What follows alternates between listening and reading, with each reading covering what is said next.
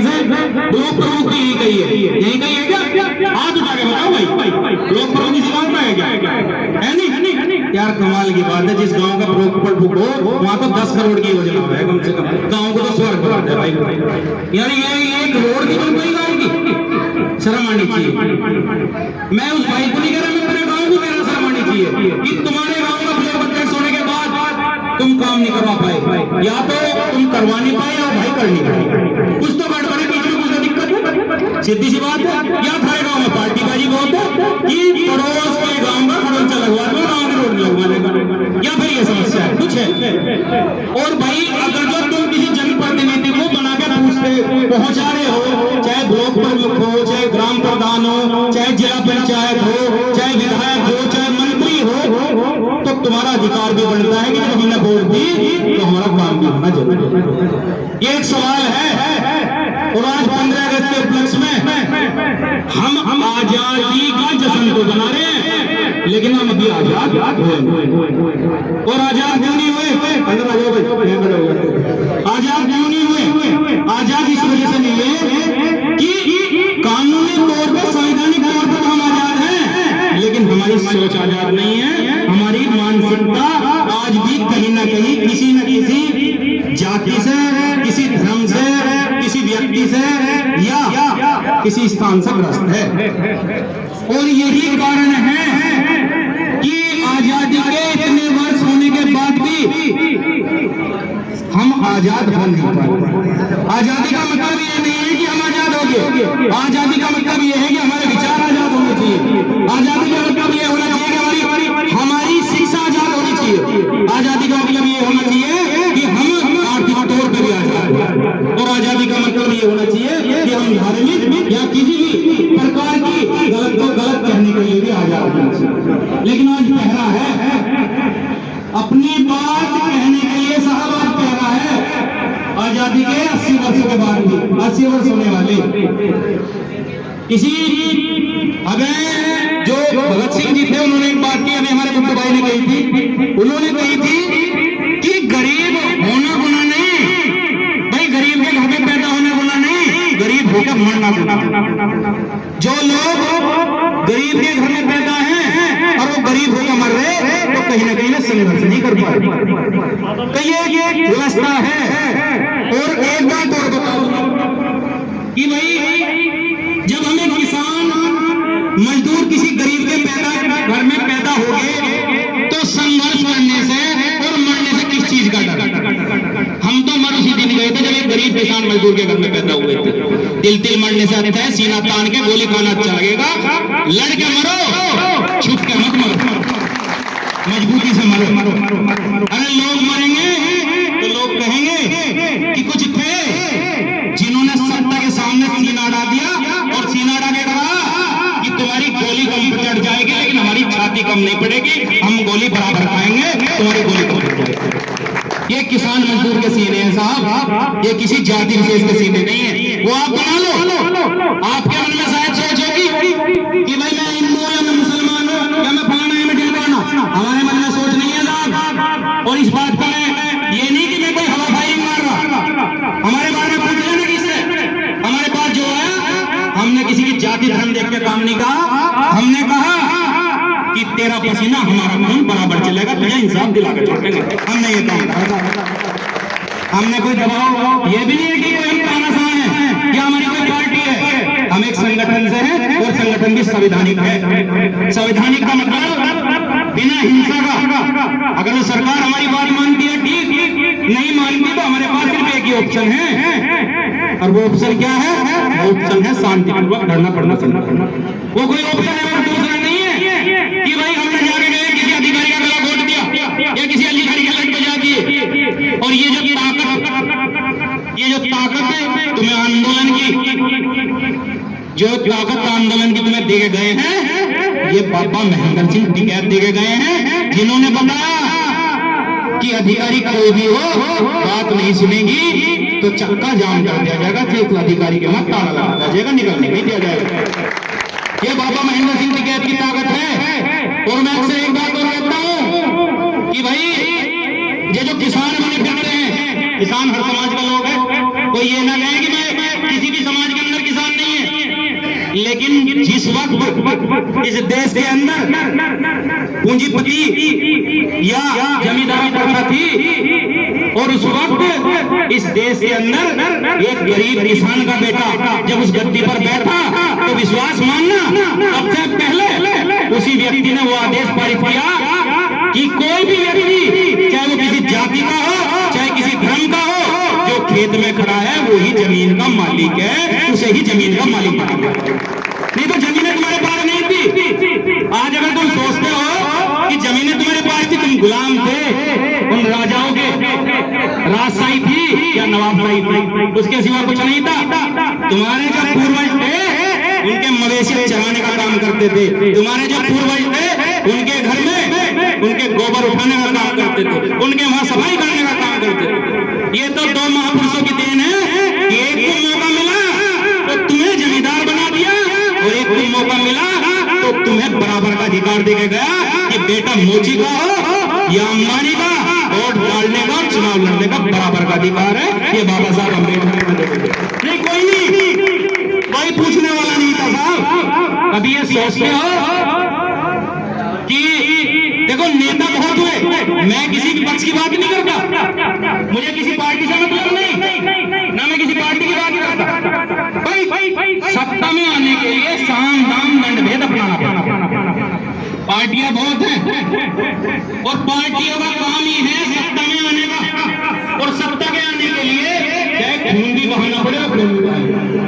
लेकिन समझना तुम्हें है, मैं तुमसे ये कहने नहीं आया कि तुम्हें वोट देनी है, मैं तुम्हें ये कहने नहीं आया कि तुम्हें चुनना किसे है, मैं सिर्फ तुमसे ये कहने आया हूं कि आज तुम्हारी आजादी खतरे में है। लड़ाई नस्ल फसल की है और जो नस्ल फसल नहीं बचा सकता तो आने वाली पीढ़ियों को मोदी नहीं दिखा सकते। मैं आपको बता देना चाहता हूं, आने वाली पीढ़ियों को नहीं दिखा पाओगे। तो मैं आपको बता देना चाहता हूं कि ये लड़ाई जो हमारे महापुरुषों ने अपने सीने देकर, अपनी कुर्बानियां देकर आप लोगों को ये आजादी मुक्तर करवाई और उसके बाद भी आप आजाद नहीं। बाबा साहब अम्बेडकर ने एक बात कही थी कि संविधान का मतलब ये नहीं है कि देश में लोकतंत्र है, संविधान का मतलब ये है कि इस लोकतंत्र को समझने वाली जनता जिस दिन ये समझेगी लोकतंत्र का सही मतलब क्या है तो ही संविधान उनके लिए सही होगा। अगर जो जनता लोकतंत्र का मतलब नहीं समझ पाई तो पहले अंग्रेजों की गुलामी थी, अब कुछ बुरे लोगों की गुलामी होगी, गुलामी से अगर जो संविधान के बारे में नहीं समझ पाए, लोकतंत्र के बारे में नहीं समझ पाए, तो ये समझने की जरूरत है। कुछ महापुरुष पहले ही तुम्हें समझाए गए कि भाई समझ लेना आने वाला समय विपत्तियों का समय के बीच में कोई आए आकर के या तो समाज की बात करेगा साहब, या वो आकर के करेगा कि उस सरकार ने उस तरीके को कर दिया था, हमारी सरकार है, हमें मौका दो। मौका किसने दिया इस जनता के अंदर? मुझे एक बात बता दो कि इस देश की हर जनता ने हर पार्टी को मौका दिया, लेकिन सिवा पूंजीपतियों के किसान मजदूर की बात सिर्फ किताबी पन्नों में है, लेकिन आपके लिए कुछ नहीं। अभी मैं आपको बता दूं, मैं कल पढ़ रहा था जी, एक यूपीआई है जिसे ट्रांसफर करने के लिए जो पैसा ट्रांसफर करते हैं उसमें कोई पैसा नहीं लगता, कोई चार्ज नहीं लगता, मर्चेंट का भी कोई चार्ज नहीं लगता, दुकानदार जो मर्चेंट होते हैं उसका भी कोई चार्ज नहीं लगता है। अभी नया नियम पारित करा है। अब इन्होंने क्या नियम बनाया था, जो मास्टर कार्ड थे, जो डेबिट कार्ड थे, ये फॉरेन पॉलिसी थी, ये अमेरिका की, वहां से दबाव हमारी सरकार पे गिरा कि भाई ये मास्टर कार्ड या इसको यूज करने के लिए डेबिट कार्ड वगैरह जितने भी हैं क्रेडिट कार्ड यूज करने के लिए जब हम परसेंटेज लेते हैं तो तुम्हारी यूपीआई क्यों नहीं ले पाए? मर्चेंट से परसेंटेज लो। इन्होंने बिना किसी को ये मान के चलो, बिना किसी न्यूज में किसी को बताए इन्होंने उस पर परसेंटेज लगा दी। जो मर्चेंट है, जब किसी मर्चेंट के पास कोई सामान खरीदने जाओगे और यूपीआई से आप उसे पैसा दोगे तो उसकी 2 या 3% कटेगा। तो फिर मुझे एक बात बता दो, वो सामान भी तो उसी आधार से तुमसे लेगा जो 2 रुपए की चीज थी तुमसे 3 रुपए लेगा, क्योंकि उसका कटा हुआ है। ये स्थितियां हैं। ऐसे ऐसे पता नहीं कितने नियम। आज 2014 से पहले किसानों के लिए एक नियम था, भूमि अधिग्रहण नियम। उस भूमि अधिग्रहण नियम में क्या था कि उस नियम के तहत कांग्रेस के तहत चौधरी अजीत सिंह ने पास कराया था। उस नियम में क्या था कि किसान अपनी मर्जी से अपनी जमीन देगा, किसान के साथ कोई जबरदस्ती नहीं कर सकते, या फिर अगर किसान से जबरदस्ती भी करोगे तो उसकी किसान की मर्जी के हिसाब से उसे सरकार को पैसा देना पड़ता है।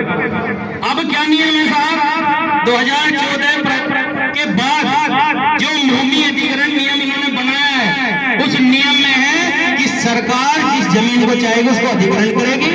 यानी कि अगर अडानी अंबानी के पास को ये लगे कि भाई नरेगा जो गांव है इसके अंदर एक बड़ा प्रोजेक्ट जाना है, तो उस प्रोजेक्ट को बनाने के लिए सरकार से वहीं से नियम पारित होगा और उस किसान के पास या उस मजदूर के पास सिर्फ एक नोटिस पहुंचेगा और उस नोटिस पे उसे सिर्फ 1 महीना मिलेगा और उस महीने के अंदर या तो उसे खाली कर दे, और अगर जो उसे खाली नहीं करता तो उस पर बुलडोजर और मर्जी का पैसा देगी सरकार। किसान आवाज नहीं उठा सकता, और अगर जो किसान करे तो करेगा, सारा आधार कार्ड लेंगे, अगर जो किसान चाहते वो करेगा तो मुकदमे लगेंगे और वहीं से वे प्रस्ताव पारित कर लेंगे कि किसान ने जमीन दे दी। अब ये नियम है, वो भी अधिकारी बहुत गहरी सोचे हैं। आने वाले समय में समझ लेना पश्चिमी उत्तर प्रदेश को खत्म करने की तैयारी है। बचा लो अपनी नस्ल फसल को, स्थिति बहुत खराब होने वाली है साहब। मैं ये नहीं कहता, ये किसान जितने किसान बड़े नेता हैं जो कहते हैं ना जमीन बचाओ, वो जमीन बचाने के लिए इस वजह से नहीं बोल रहे, स्थिति तुम्हारी नोएडा वाली बता दी जाएगी, फिर तुम आवाज नहीं उठा पा सकते। इन्हें पता है कि पश्चिम का किसान इतना मजबूत है या यहाँ का मजदूर इतना मजबूत है कि भाई इसका मतलब यह है अगर ये आवाज उठाएगा तो गूंज पूरे हिंदुस्तान में फैलेगी, क्योंकि आप दिल्ली से सटे हुए हो। अगर जो कोई भी बात होगी तो किसान दिल्ली को घेरने का काम करता है, या आसपास के जिले जितने भी हैं, अगर सरकार की नाक में नकेल घेरने का काम कोई करता है तो पश्चिम उत्तर प्रदेश करता है। उधर से फिर हरियाणा और पंजाब जो हमसे सटा हुआ, हमसे जुड़ा हुआ। अगर जो पश्चिम उत्तर प्रदेश के किसान खत्म हो जाएंगे तो विश्वास मानना इस देश के अंदर आंदोलन भी खत्म हो जाएंगे।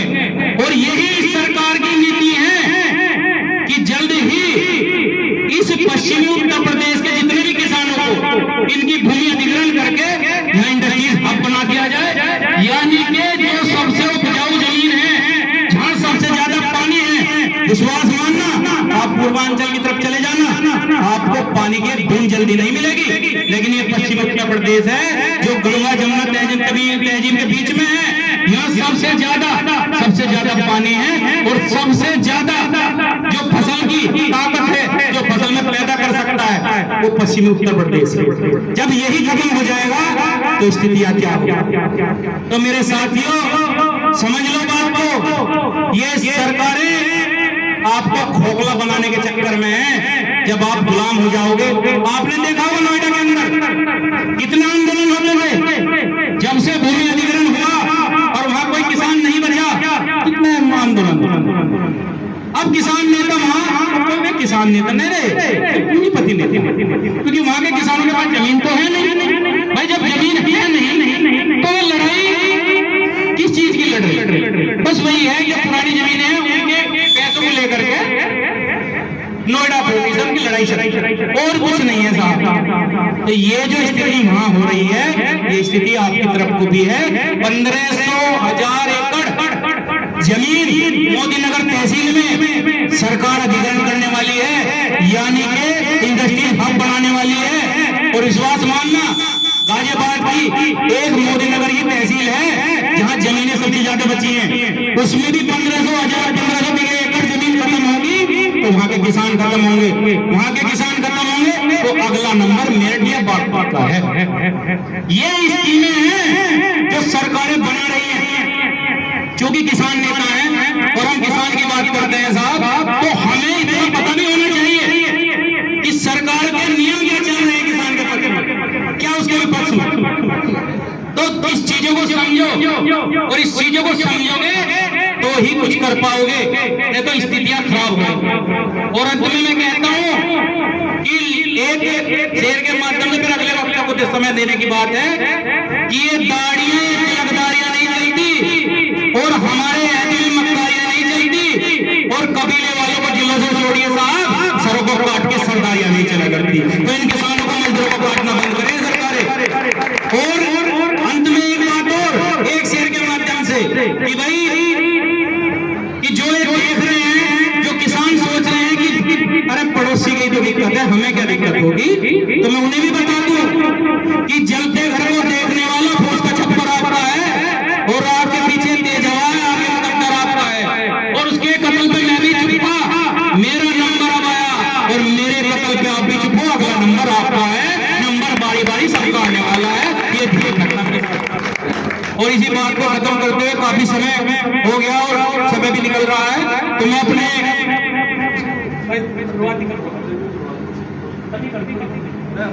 प्रदेश अध्यक्ष से कहूंगा